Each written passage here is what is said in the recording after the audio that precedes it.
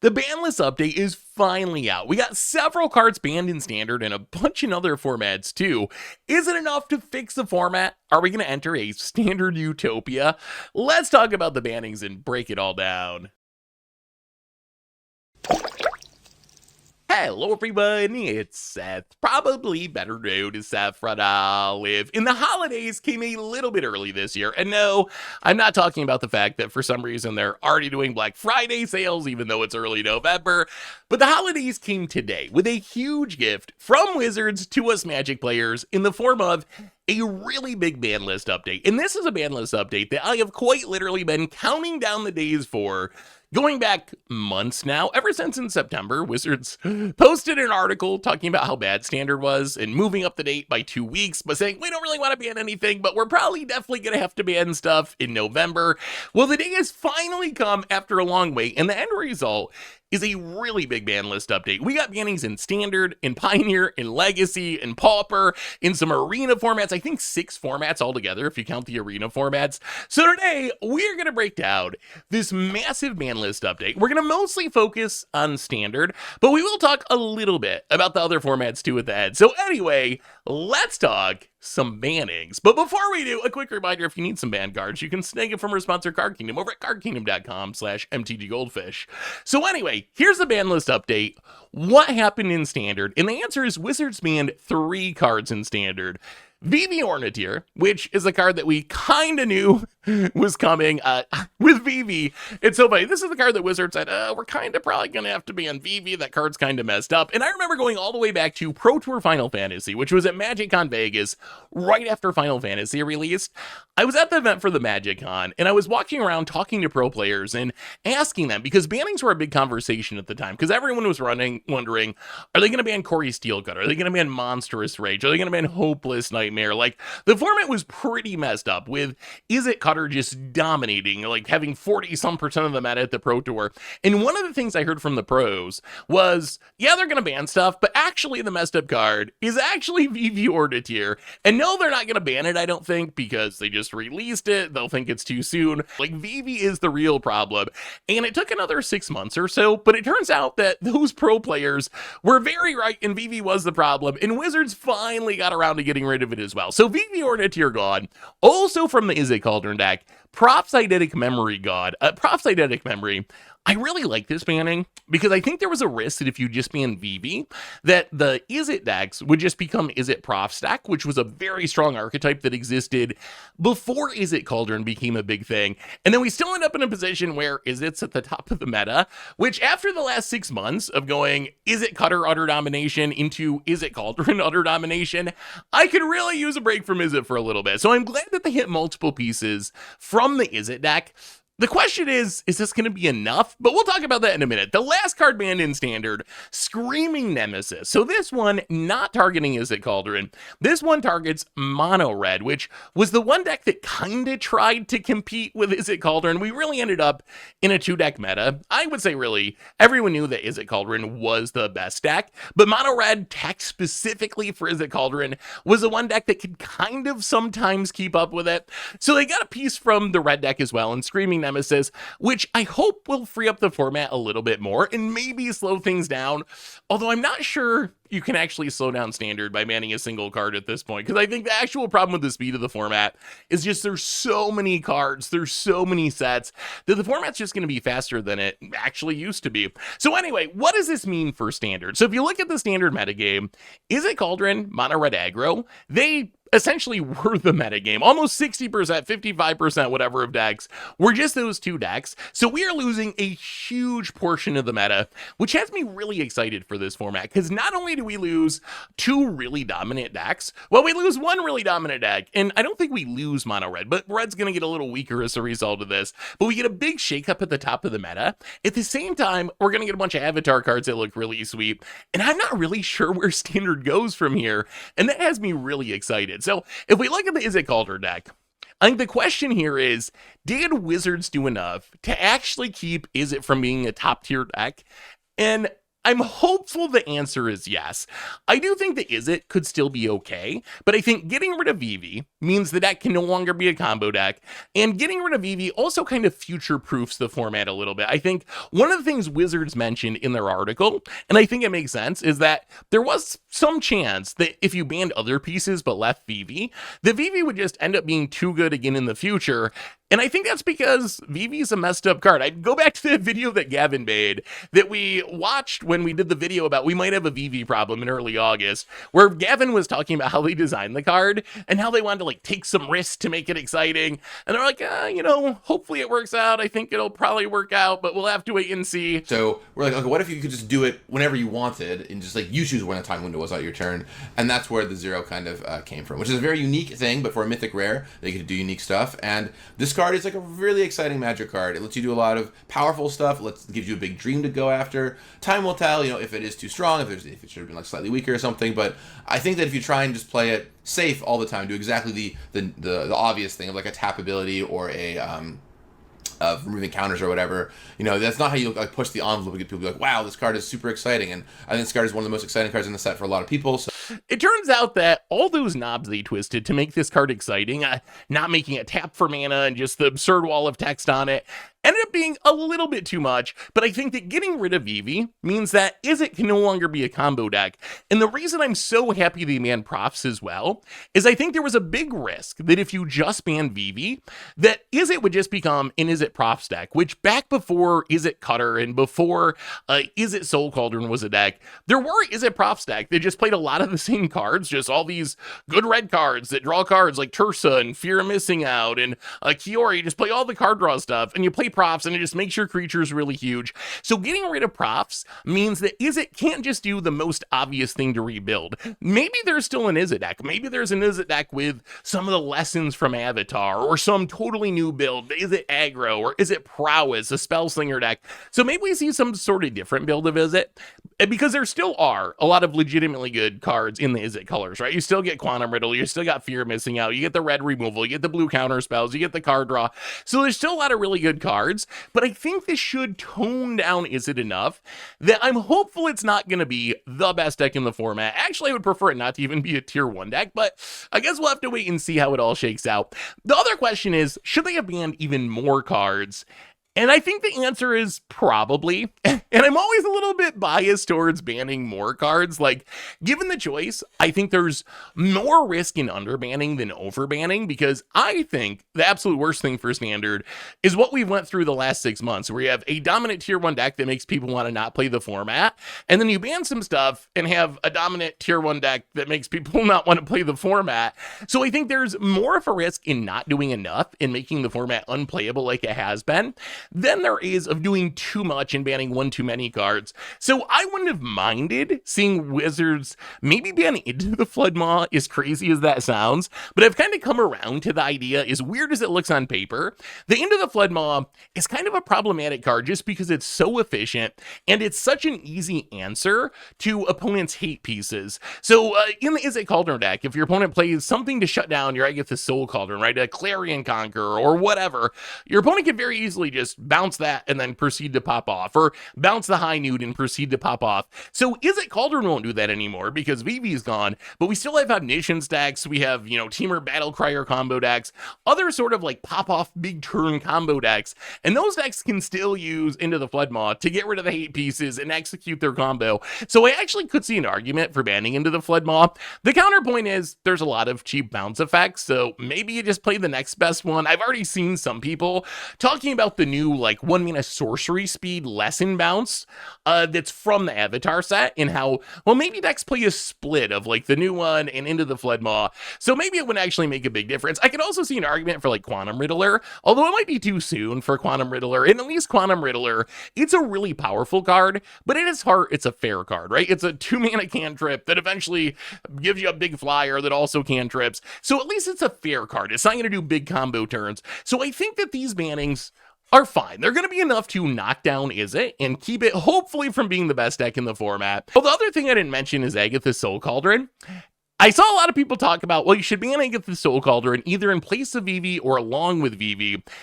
personally, I really like Aether Soul Cauldron. I think it leads to some really unique synergies in unique decks that are not overpowered.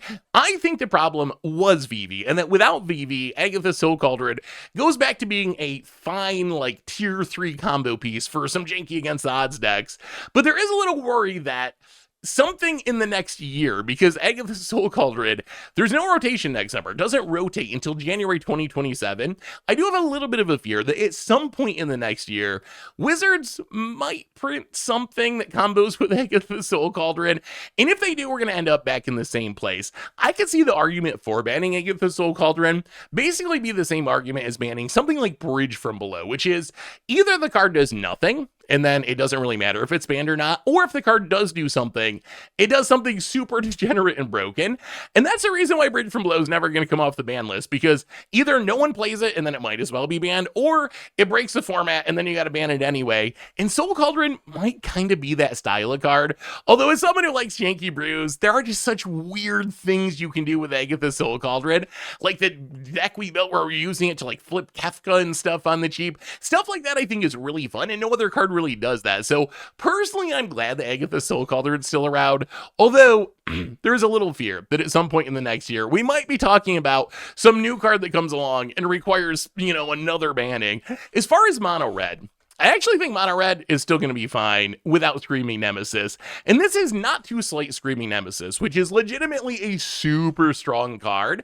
But I think that Red is just deep enough and has enough other options that if you take out Screaming Nemesis and just add in the next best red card, you still have a pretty solid red aggro deck. I actually think the biggest question for Mono Red is how much of its success was because it could compete with Izzet Cauldron. Like, is it even still a huge part of the meta now that Izzet Cauldron isn't going to be a part of the meta? Because a lot of the choices, like the Razorkin Needleheads and the Magebane Lizards, were cards specifically in the deck to try to fight against Izzet Cauldron.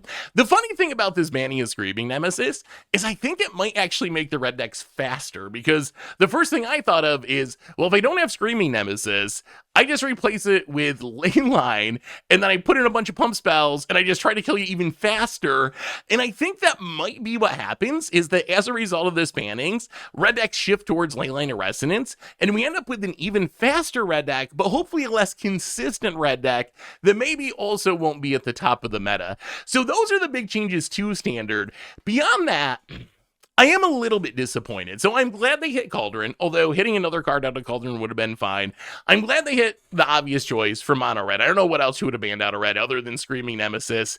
They didn't ban anything else, though, which leads to a couple of concerns. So concern number one is, does something else just rise up and take over the format? And I think if something does, at least in the short term, it's probably going to be Dimir Midrange. Like, that's the obvious choice. If you just want the best deck today, hours after the bannings, Dimir Midrange would probably be most people's pick. And Dimir Midrange is a very solid deck. It was the only other deck in the meta with more than 10% of the metagame during the Cauldron Mono Red era. So I do think that Dimir is like the immediate winner. If Wizards want to be even more aggressive, they could have banned something like Enduring Curiosity, maybe, or Kaido, maybe, to kind of head off the possibility of Dimir being too good. So we're going to have to wait and see. I know last time there was concerns after we banned like Cutter and Monstrous Rage and so forth, that a lot of people thought, okay, Dimir is just going to rise up and be the best deck in the format. And that didn't really happen. Instead, it was the Soul Cauldron deck that rose up and became the best deck in the format. So hopefully Dimir is fine. If I was running the ban list, I probably would have banned Enduring Curiosity just to like make sure that Dimir's not too good, because Enduring Curiosity is kind of a messed up, like, stick it for one turn and win the game style card. But I'm okay with letting it ride for a little bit, especially if Wizards is going to be more aggressive with bannings next year, which they're kind of making noises like they might be, but fingers crossed they actually do. The other issue with Standard, and this, I think, is an unfixable problem, but I think a lot of the problem with Standard is the format's just too powerful and too fast for what people think of Standard being, for what I think of Standard being. I think of Standard being kind of this slow intro format, or slower intro format, where you only have, a couple years worth of cards, like 1,000 cards, maybe 2,000 cards in the card pool, which leads to, like, comparatively low-powered games that are going to go on for a few turns. But because of all the changes we've had recently, like extending rotation, adding more sets to Standard, Now we're moving into a standard that has 4,000 cards, 5,000 cards, close to 6,000 cards by the end of next year, which means current standard is actually like the size of Modern or Pioneer when they were first created. So even though it's standard, it kind of is the size of like an Eternal format. And I think that just leads to faster games, faster kills, higher power level overall. So even with these bannings, you're still going to have to deal with Omniscience hitting the battlefield on turn 4. You're still going to have to deal with Teamer Battle Crier combo, which can pop off and virtually win the game on turn 4. So the speed of the format's still going to be very high. At the same time, I come away from this overall feeling very hopeful, mostly because this is just a huge metagame shakeup. We don't really know what the post-rotation metagame looks like because the entire post-rotation metagame has just been a one deck, well, kind of two deck with mono red, but essentially it's just been Izzet Cauldron domination. Like, we had rotation alongside Edge of Eternities in every single week, every single day of standard since then. Everyone has known that Izzet Cauldron was the only real deck in the format, so now I'm actually super excited because there's so many other decks, artifacts and the self-bounce decks and the Simic decks and Ketramos decks that maybe have a chance to be good, and we just never really got a chance to truly explore them because they lost to Cauldron like everything else lost to Cauldron, because Cauldron is one of the most dominant standard decks of all time. So if you add this in with Avatar, my hype level for standard is way higher today than it was yesterday. Yes, I would have banned a little bit more. Yes, I think the ultimate solution to standard's problems is going back to less sets in the format, which probably means going back to 2-year rotation. So I think that's the actual issue that will solve all the problems. But I do think that these changes make standard today way more exciting than it was, 24 hours ago. So good changes, although they probably could have went further. So the other thing I want to mention, going to the article about the bannings, Wizards, and shout out to Wizards for actually being very transparent and posting a very solid article about why they banned these cards and how we got to the position we're in. But reading this article, and you should read the whole thing, I'm going to put it in the comments, so if you want to read the whole article, check out the whole thing, because we're just going to look at some highlights here. But it did lead to a bit of a concern. And one of my concerns, going back to just the number of sets and the number of cards in standard, is I don't know how you realistically can play test that format properly to keep things from breaking.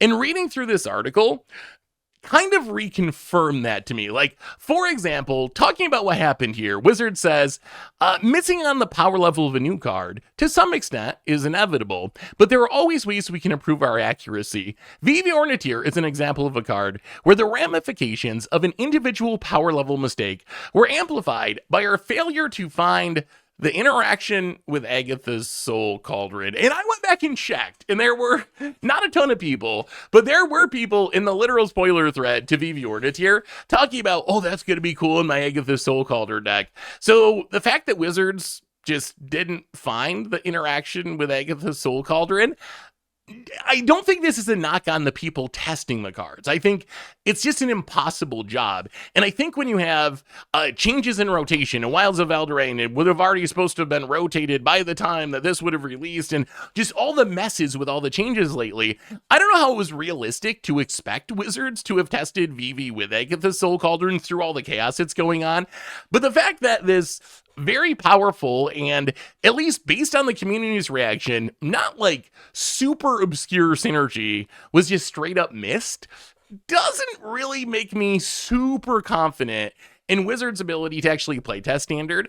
But then it got even worse with that when they talked about Propsydetic Memory. Their story with Propsydetic Memory, it's an example of a strong engine card where the ever-increasing density of strong interactions available in the format got away from us. We designed and tested Propsydetic Memory in Murders of Karlov Manor Standard, a format where the most powerful synergies didn't exist. We noticed a lack of options, and we made Steam Core Scholar in the same set to be a great card alongside it. So when they made Propsydetic Memory, they actually thought the card was kind of underpowered to the point where they printed another card in Steam Core Scholar specifically, or at least partially, to give you a card that would work with Propsydetic Memory. But then, if we fast forward a little bit, they say, it took 7 months until the release of Dustborn House of Horrors, in fear of missing out, for the Propsydetic Memory package to really cement itself as a key player in Standard. As new cards were released, overall package became stronger, the experience of playing against the deck became less fun. For example, the addition of Fear of Missing Out gave access to bursts of combo damage, that the versions we tested didn't have. So my question with this is like, you make Murders of Karlov Manor, and you think that process-eidetic memory is so low-powered that you need to print other cards to power it up, and then just 6 months later, other cards are printed that actually make it a broken card that you need to end up banning in the future.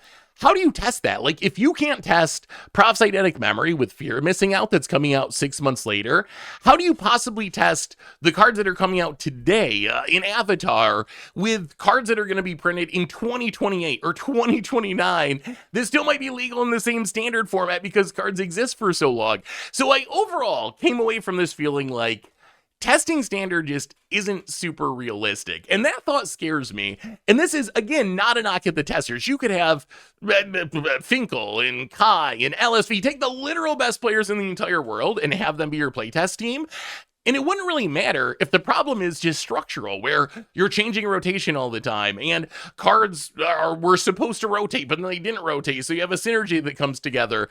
So that stuff makes me a little bit concerned. So I'm not sure how you realistically playtest standard with its current setup.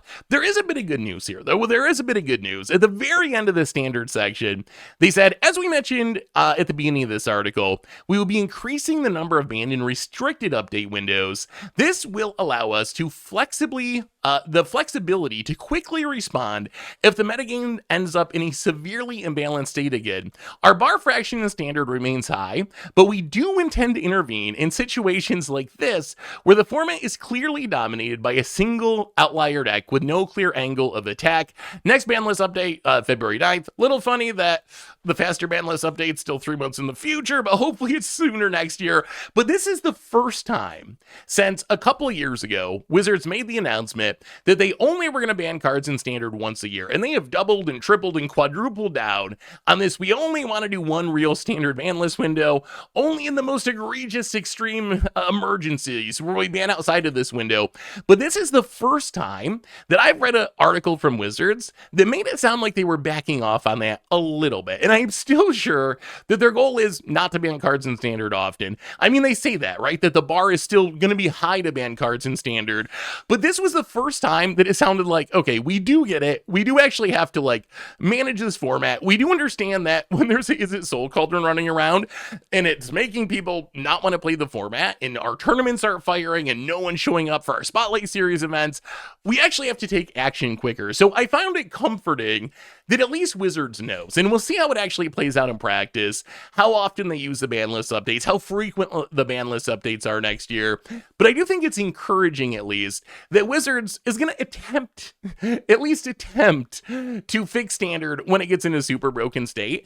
And that's something that just was not happening this year. Like, we still had, the announcement back in September of, yeah, we know it's super broken, but we don't want to ban anything.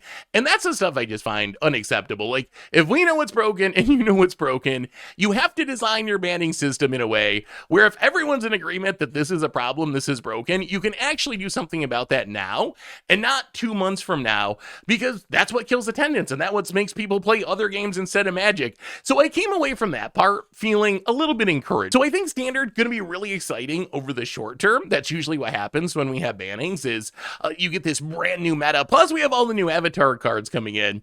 On the other hand, does this fix the long-term problems of standard? I would still prefer to go back to less sets, less cards in standard. I really truly believe that that's like the biggest issue with standard and just making it too powerful for its own good. But I do think this is at least a good short-term solution.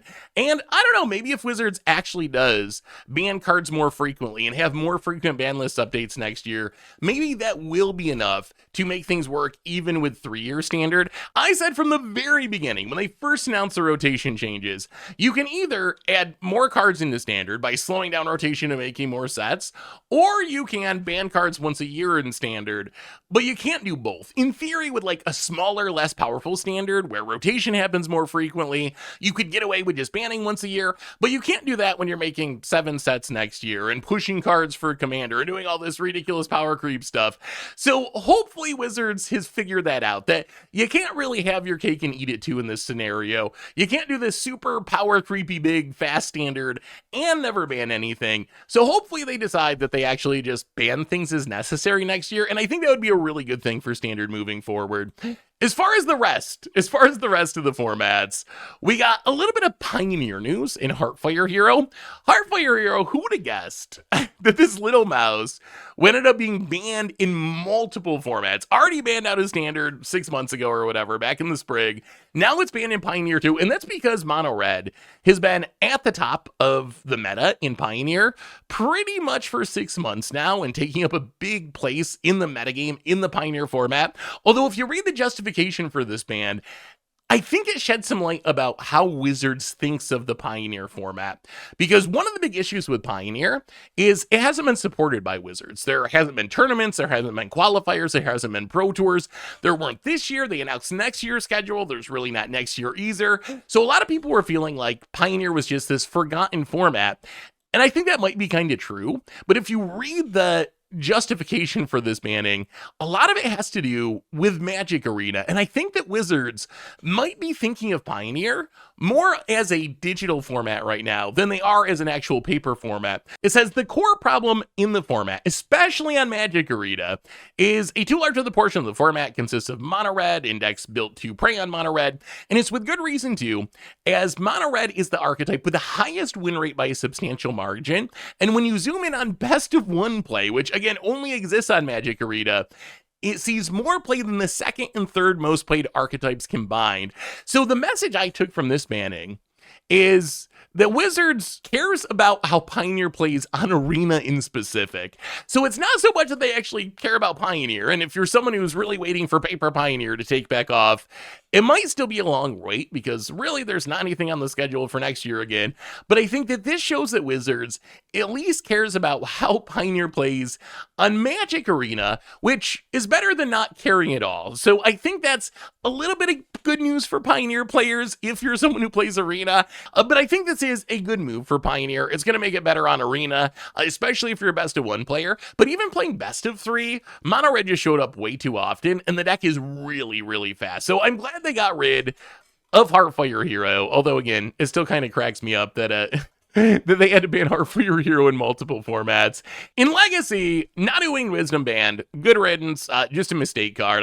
Actually surprising it lived that long in Legacy. And then Entomb is the more surprising of the banning. So if you look at Legacy for a while now, and we're talking a couple years now, has been dominated by reanimation decks. And Wizards has tried to ban around Entomb and Reanimate, which is kind of the iconic combo. You entomb something to get it in your graveyard, then you reanimate it to get it into play.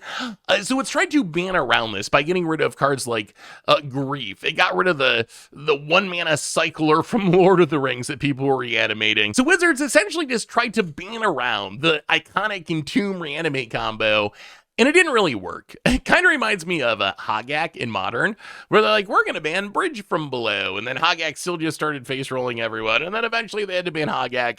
This to me seems like the equivalent in Legacy, where they tried to ban the Grief, they tried to ban the Cycler, whose name I can't think of, the 6-drop Cycler, but they tried to ban the other pieces, and it still wasn't enough to slow down the deck. So now Wizards had to do something that they really didn't want to do, which is ban a very old and very iconic card in Entomb that has been a big part of the Legacy format identity for pretty much the format's entire existence.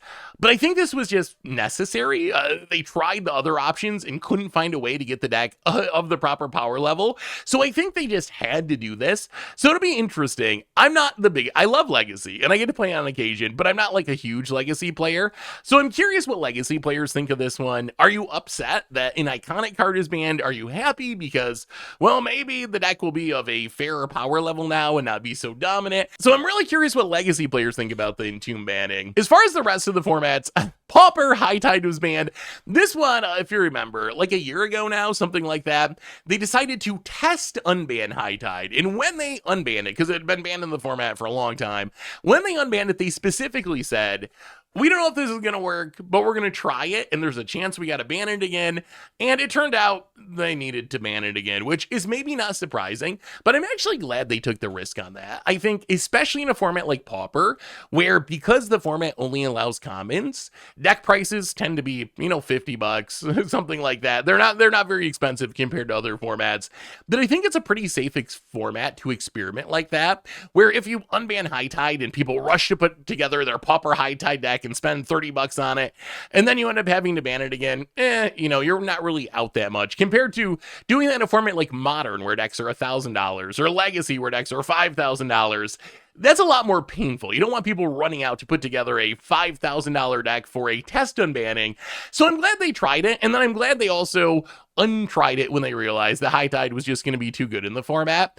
Otherwise, in Historic on Magic Arena, they're pre-banning the stuff you probably expected them to pre-ban from the Avatar set. I feel like they just tacked this onto the update rather than doing it on its own in a couple days. But basically, Historic doesn't allow free spells, so Force Negation banned, Frantic Search banned. They got rid of Mystical Tutor, Entomb because they're efficient tutors, Dark Depths because of its combo with Thespian Stage, and then if you're a Brawl player, Strip Mine, Mana Drain, Chrome Mox, Ancient Tomb banned. And I gotta say, I think those were all very good bannings for Brawl. I am the biggest Strip Mine believer. I love Strip Mine, but I don't think that Strip Mine Ren in 6 is really what most people want to be playing against in a somewhat casual unranked format like Brawl. Also, thank you to Wizards for banning Mana Drain. Mana Drain, I think, is okay in Commander. It's very powerful in Commander, but I think in Commander, where you have 3 opponents, if someone Mana Drains, the rest of the table can kind of team up on that player, arch enemy them, and take them down to punish them for all the extra free mana they get from Mana Drain. But that doesn't really work in a 1v1 format like Brawl. If you're playing Brawl, Mana Drain is just counterspell plus, plus, plus, plus, plus, and sometimes you like Mana Drain something and get 5 extra mana and just win the game because you cast this counterspell essentially, which is an annoying play pattern. So Strip Mine, Mana Drain, Comrax, Ancient Tomb, Mana Brawl. I don't believe you get any refunds for these cards getting banned. I know in other formats, 60 card formats on Arena, if they ban a card, they refund your wild card. I'm pretty sure because Brawl is unranked, you don't get a refund. The good news is none of these changes, well, unless you built like Ren and 6 Strip Mine and that was your deck, but outside of like a specific Strip Mine deck, I don't think any of these changes actually make a deck unplayable, right? Ancient Tomb, Chrome Mox just slow down every deck. Mana Drain just makes counterspell decks a little less powerful. So Strip Mine's the only one that I could actually see someone like, I bought Ren in 6 and I bought Strip Mine and all the pieces specifically to build this one deck, and now my deck's not playable because there's no replacement for Strip Mine. So I could see that one being a little bit painful. Although honestly, and I'm saying this as someone who loves blowing up lands more than anyone, but honestly, if you spent all your wild cards on a Ren and 6 Strip Mine deck for Brawl, you probably had to know in the back of your head that there was some chance that Wizards was not going to let you keep doing that forever, because it is absurdly degenerate for a casual format. So anyway, that's the bannings from today. I'm curious what you all think, and I think my overall takeaway from this is I'm excited for Standard. I wish they had done even more, but I think they did enough to make the format exciting over the short term. I'm very encouraged by the fact that they are actually seemingly backing off their super harsh, only once per year ban schedule. Again, the bar is still high for Standard bannings. I'm not saying they're just going to be banning stuff like crazy, but it seems like they backed off that a little bit, and that the light bulb has finally went on, maybe from the lack of tournament attendance. I would guess that that is the thing that actually made Wizards change course a little bit, is just seeing Spotlight Series events where 400 and some people show up instead of 1,500 or 2,000 people, like the big numbers they could be drawing in with a good format and have drawn in when they had better formats in the past, going back to even the beginning of this year at Spotlight events. So I really think the attendance drop is probably what got Wizards to back down a little bit. I'm not expecting them to be banning cards all willy-nilly. I don't think we're going back to that era, but I do think they're going to be at least somewhat more responsive next year, because I think they realized that the last 6 months have been really bad for Standard and really bad for Magic. Like, just going from one tier 0 deck into another tier 0 deck in the same colors, losing rotation, losing all these tournaments that people just don't want to play because the meta is so bad. So I think Wizards at least has gotten the message that what they did this year is not working, and they're going to try something at least a little bit different next year, which is encouraging. At the same time, I'm still nervous, because how do you play test with this many sets and cards? Like, that's my biggest worry. Let me know what you think about that. Do you think we need to go back to like having less cards in the format? Is that the foundational problem? I'm becoming more and more convinced that that is the actual foundational problem of Standard, is there's just too many cards, and that leads to too high of a power level. It's pretty straightforward, right? If you have like 30 red 1-drops to pick from compared to having 10 red 1-drops to pick from, your deck's going to be stronger if you're playing the format that has 30 red 1-drops, right? you're likely going to get better cards out of it, so your deck's going to be a little faster, a little more powerful, and if you repeat that with every slot in every deck, that's how you end up with a standard where decks win consistently on turn 3 or turn 4 instead of on turn 5 or turn 6, and I think that's what we're going through, is just like so many cards in standard. But I'm curious what you think about that. Should we push Wizards to maybe change like some structural things with standard, going back to having 2 years of sets in the format rather than 3 years of sets? Or do you like the bigger format? Do you like having more cards and more options, even if it means decks are going to be faster, decks are going to be more powerful than what you're traditionally used to in standard? But let me know about that. Let me know what you think about the bannings. How hyped are you for standard? What do you think about the other formats? Let me know in the comments. Thanks for watching, everyone. I hope you enjoyed it, and I will talk to you soon. Looking for even more magic? Well, you can check out the old We Might Have a VV Problem video here, or maybe the video where we talk about the most busted combos from the history of the game.